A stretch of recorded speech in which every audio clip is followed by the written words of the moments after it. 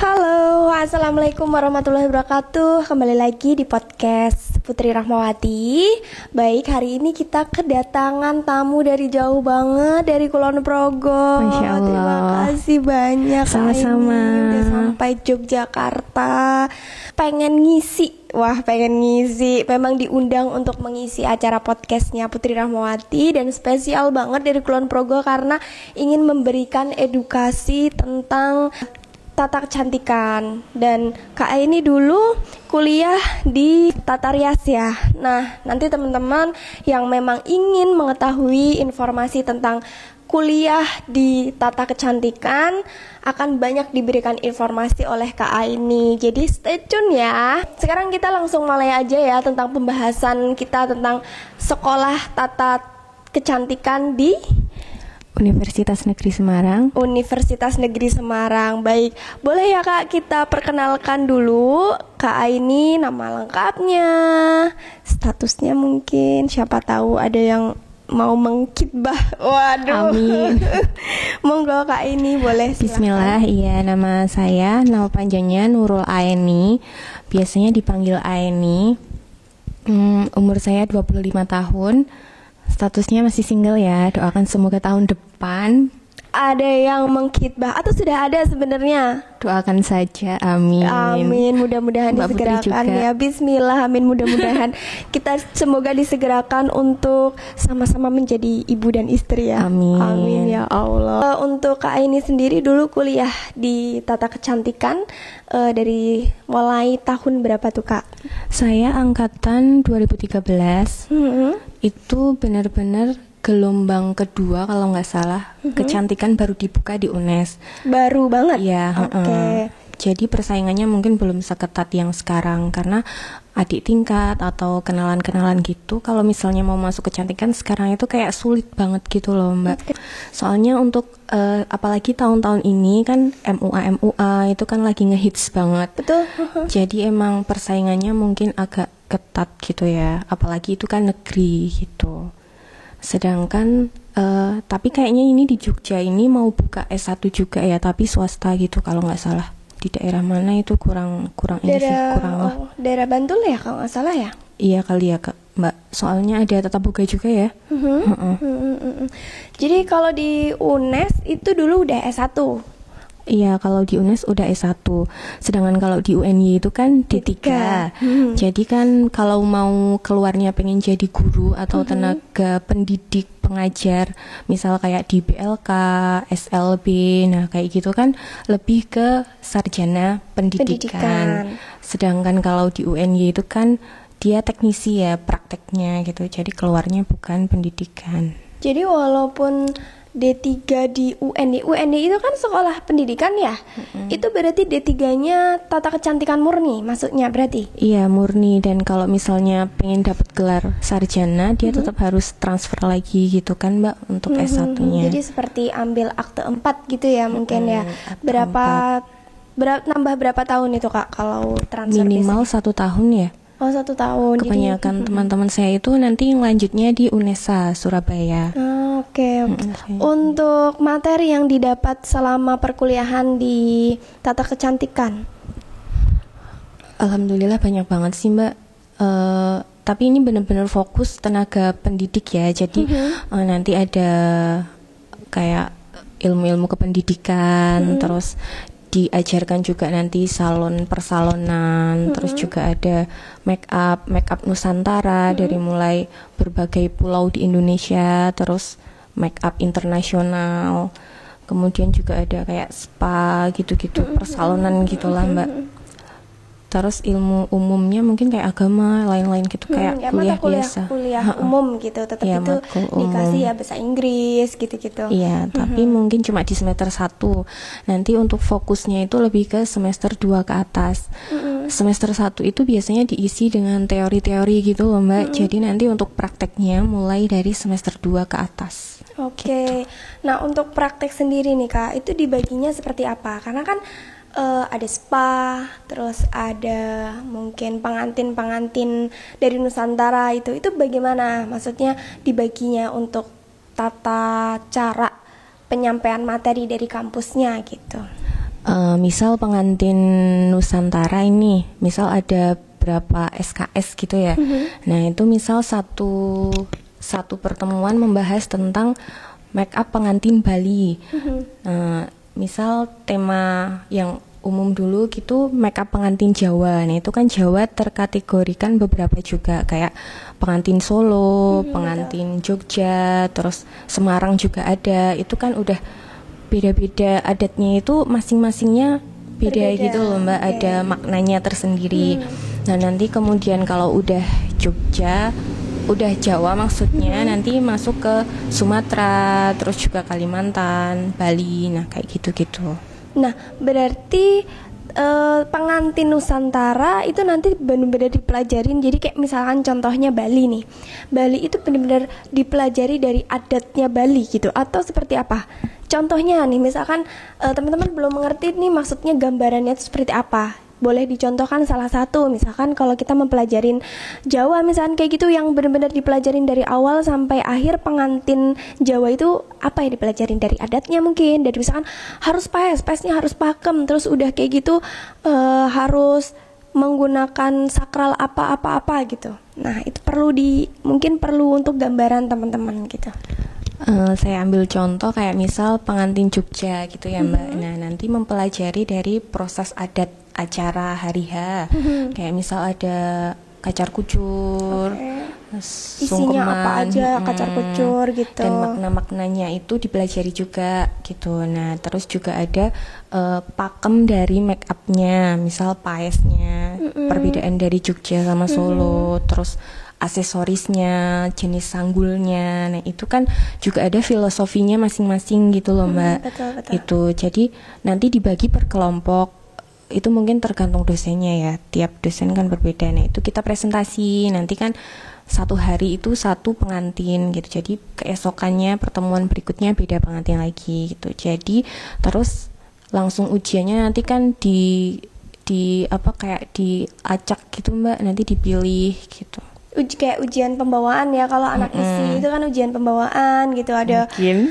jadi ada kalau anak tari itu ujian pembawaan itu milih, misalkan boleh tari Jawa gaya Surakartanya atau misalkan tari Jawa Baratnya, seperti itu. Iya, seperti itu. Untuk materi selanjutnya yang lain, misalnya kayak spa itu kan berarti salon ya, bukan make up ini ya. Masuk ke itu gimana tuh Kak? Itu kan spa itu masuk ke perawatan badan. Jadi kan kecantikan itu biasanya dibagi dua, kecantikan rambut dan kecantikan kulit. Nah, sedangkan untuk spa itu masuk ke kecantikan kulit. Itu nanti kan didemokan dulu sama dosennya, kemudian mahasiswanya mencari-cari juga berbagai sumber kayak gitu, misal di perpustakaan atau dari jurnal-jurnal itu. Terus nanti prakteknya beberapa kali gitu loh Mbak. Nah baru ujiannya itu yang benar-benar ujian, nanti ngambil modelnya itu ditentukan sama dosennya. Misal hari ini modelnya harus dosen di UNES gitu. Jadi kan emang susahnya itu nyari dosennya, astagfirullah, nyari modelnya gitu loh Mbak. Jadi misal kita masuk ke tahap yang matkul yang bagian rambut kayak pemangkasan atau potong rambut gitu loh Mbak. Nah itu kan banyak yang nggak mau ya untuk model rambut dipotong. Nah itu susah banget nyarinya gitu. Tapi kalau spa yang lain-lain itu juga pasti banyak yang mau dong, karena kan dia juga dipijet, udah kayak gitu gratis di salon gitu ya, daripada ngeluarin duit di salon berapa tuh sekali badan 500.000 ya, mending kalian ya bener-bener mending cari anak tata rias yang lagi praktek-praktek ya buat dipijit.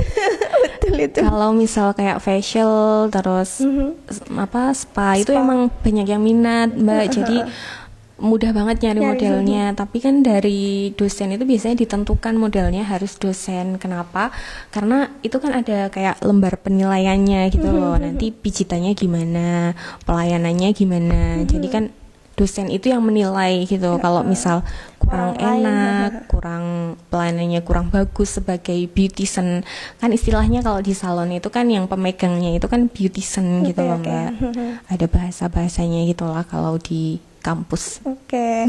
Jadi kalau orang lain kan taunya dia cuma enak dan tidak gitu ya. Tapi kalau dosen kan dia bakal paham, oh ini pijetannya udah sesuai teknik gitu. Iya, Jadi memang gitu. pijetan itu kan juga ada tekniknya gitu kan. Nggak asal yang penting nyet gitu Iya, aja dan ya. massage itu juga ada ilmunya kan. Nanti ada berbagai macam gerakan yang dipelajari, misal ada rotasi, ada getaran dan macam-macam lainnya. Oke. Itu kan dipelajari dan harus hafal urutannya juga, nanti kan dinilai sama dosennya gitu loh Mbak. Jadi dosennya itu muter gitu di tiap prakteknya mahasiswanya gitu, muter sambil dicek gitu kan, ada dari lembar penilaian dosennya gitu. Untuk mempelajari hairdo sendiri juga ada Kak di tata kecantikan. Ada sih Mbak, jadi dosennya itu kan beda-beda. Misal ada mata kuliah nanti penataan rambut modern atau penataan rambut tradisional.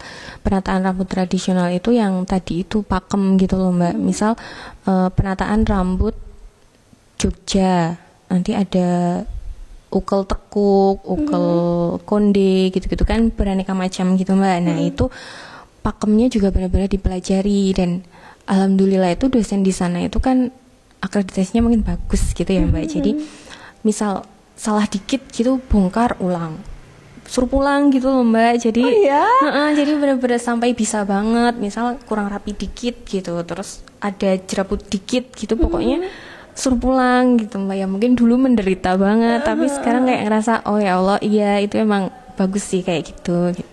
Karena menerapkan kita menjadi yang profesional ya. Iya. Karena kayak gitu kan juga kerapian itu kan benar-benar itu bagian dari pekerjaan jasa, supaya kita jasa. bisa lebih profesional dan memberikan pelayanan yang terbaik untuk klien, seperti itu. Iya. Nah, berarti nanti ada yang hairdo modernnya juga. Biasanya kan disuruh nyari dulu desain atau gambar dulu desainnya, rancangan rambut yang akan dibuat gitu loh Mbak. Nah, baru nanti setelahnya di realisasikan gitu loh.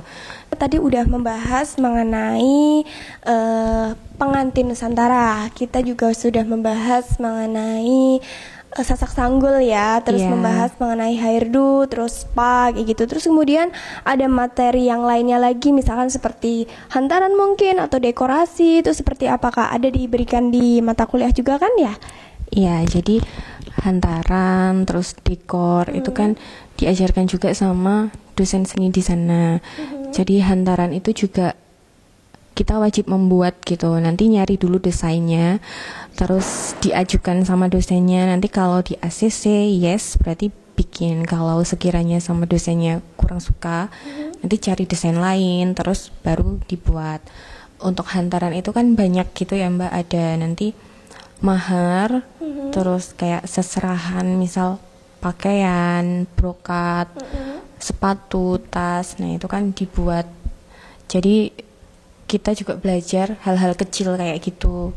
Terus kemudian untuk dekor itu dulu kan belum hits banget dekor yang warna putih-putih kayak sekarang ya Mbak. Dulu masih hitsnya dekor yang warna coklat. Warna-warni juga. Jadi masih yang pakemnya gitu kan. Nah, itu kita mempelajarinya yang pakem itu. Nah, di sana itu udah ada dekor yang udah ada gebyoknya gitu loh Mbak, gebyok khusus. Nanti kita pesen bunganya, nyari bunganya, terus bikin kelompok. Nah nanti kita praktek dekor, nata bunga, itu nanti dinilai sama dosennya.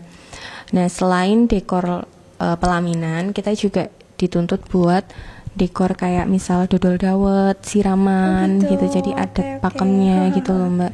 Itu juga, jadi sebenarnya kuliah di kecantikan itu mahal ya, karena banyak modalnya, banyak prakteknya. Belum nanti kita nyari model kan bayar, terus ngasih makan siang, ngasih snack, terus juga modal itu kayak misal dekor itu kan kita juga patungan bunga asli kan Mbak, nggak boleh bunga yang palsu. Terus belum dokumentasinya, tapi kalau dokumentasi kan kita sendiri ya.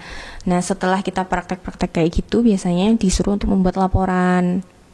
kayak gitu untuk gambarannya. Oke. Hal-hal kecil. Berarti mungkin setiap satu semester itu SKS-nya banyak macam, atau misalkan dalam satu semester nih, semester 1 mempelajari Nusantara dulu, pengantin Nusantara dulu, semuanya Nusantara. Semester 2 nanti spa, semester 3-nya dekorasi, semester 4-nya hantaran, atau memang per satu semester itu berbagai macam mata kuliah? Per satu semester itu berbagai macam kuliah gitu loh Mbak. Jadi tapi kayaknya dari sekolah astagfirullah, dari universitasnya emang udah disuruh buat ngambilnya yang dari bawah dulu. Jadi kayak step by step gitu loh Mbak. Misal semester 1 kan kayak permulaan pengenalan hairdo macam-macamnya, berbagai macam teknik. Nah, nanti yang ke semester kedua baru kayak lebih mendetail, misal kayak untuk panggung, terus kreasi, make up dasar. Baru nanti semester 3 masuk ke pengantin-pengantin. Terus yang di awal mungkin baru teknik pemijatan sama facial yang metode manual. Kemudian nanti semester selanjutnya ambil yang facial yang lebih modern dengan berbagai macam alat terbaru. Nah, kayak gitu, Mbak. Jadi memang semester 1-2 mungkin biasanya dasar dulu semuanya ya. Iya. Itu dasar-dasar yang memang harus dipegang dulu. Ya ibaratnya kalau kita make up nih, kalau kita make up kan berarti dasar untuk pemakaian foundation kan harus bener dulu gitu, ibaratnya seperti itu. Kompleksnya ya, harus bener dulu, mateng dulu, baru lanjut step yang berikutnya. Jadi materi dasarnya itu udah jelas dulu di semester awal gitu, untuk kematangan dan kejelasannya gitu. Oke, betul. Harus benar-benar rinci gitu kan Mbak, harus detail. Jadi praktek awalnya mungkin kayak di manekin, kepala headpiece gitu. Terus baru nanti semester berikutnya benar-benar ke model manusia asli gitu. Awal-awalnya kan di patung. Di manekin, rambut palsu, nah kayak gitu. Nah itu juga beli sendiri ya. Jadi jadi memang itu semuanya juga emang beli dipinjemin sendiri sama kampus gitu ya. Jadi memang beli sendiri. Jadi modalnya lumayan ya Kak ya. Jadi per semester pasti ada praktek dan pasti modal pasti keluar ya. Jadi di kampus itu biasanya cuma disediain beberapa. Jadi cuma sedikit kan Mbak. Dan mahasiswa tetap dituntut untuk punya sendiri. Jadi itu dipakai untuk yang benar-benar nggak mampu aja gitu. Oke. Jadi memang luar biasa banget sebenarnya namanya kuliah, nggak cuma hanya ya tari gitu, karena kan saya jurusan tari. Jadi memang gambarannya itu memang di tari itu kalau ada praktek biasanya kita juga urunan untuk pagelaran, kita urunan buat gitu. Ya konsumsi dan lain-lain gitu. Ternyata juga tata kecantikan juga sama ya, bahan-bahan apapun juga harus beli gitu. Dia orang yang bener-bener pengen banget masuk jurusan tata kecantikan, itu gimana? Kalau di kampus itu kan biasanya tetap ada beasiswa gitu ya Mbak, apalagi universitas negeri itu kan banyak. Asal nanti tergantung milihnya, kayak misal mungkin beasiswa Jarum, PPA kayak gitu-gitu.